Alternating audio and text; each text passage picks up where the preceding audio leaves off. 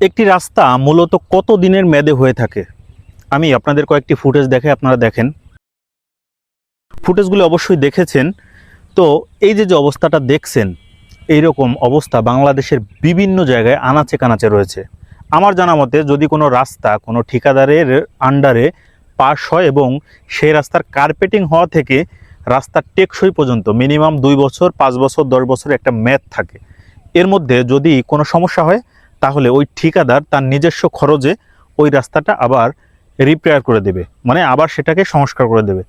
তো এটা আমরা হয়তোবা জানি, অনেকে আবার জানি না, কিন্তু আজ পর্যন্ত বাংলাদেশে আমার চোখে বাঁধেনি যে কোনো রাস্তা যদি করা হয়েছে কার্পেটিং নতুন, তার 6 মাস বা 1 বছর পরে সে কার্পেটিংটা নষ্ট হয়ে গেছে, ঠিকাদার আবার নতুন করে কার্পেটিংটা করে দিয়েছে। এটা মনে হয় না যে আমাদের দেশে হয়। কারণ না হওয়ার বিভিন্ন কারণ রয়েছে। ঠিকাদার যখন কাজটি পায় সেও বিভিন্ন সিস্টেমে পায়, এবং সে যখন কাজটি বুঝিয়ে দেয় সরকারকে তখন আবার সিস্টেমেই বুঝিয়ে দেয়। তো সিস্টেমে যখন বুঝিয়ে দেয় তখন 5 বছর বা 10 বছর যারাই ক্ষমতায় থাক না কেন তারা ওটার দায়িত্ব নিয়ে নেয়। ওই ঠিকাদার একদম নিশ্চিন্তে বাকি জীবনটা কাটিয়ে দেয়। এটি হচ্ছে আমাদের দেশের অবস্থা।